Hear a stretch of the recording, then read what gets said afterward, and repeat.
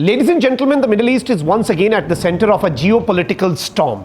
Over the past weeks, tensions between Iran, Israel, and several regional actors have escalated dramatically.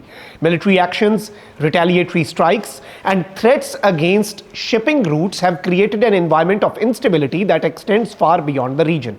For countries like Pakistan, the crisis is not just political, it is deeply economic. The Middle East is the world's energy hub. A significant portion of global oil production comes from Gulf countries such as Saudi Arabia, Kuwait, Qatar, and the United Arab Emirates.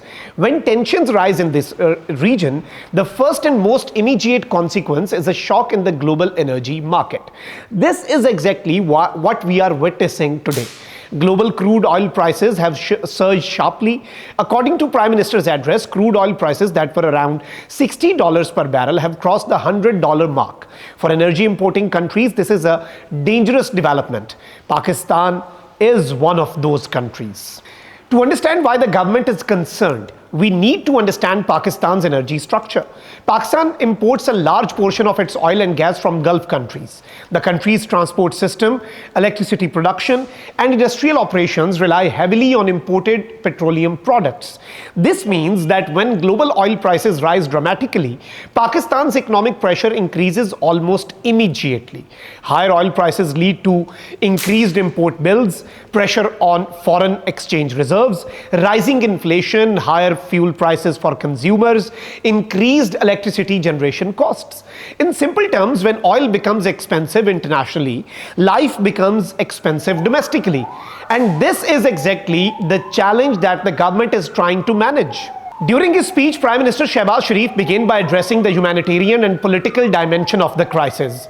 He expressed deep sorrow over the reported martyrdom of Iran's Supreme Leader Ayatollah Sayyid Ali Khamenei and members of his family, describing it as a tragic development for the region.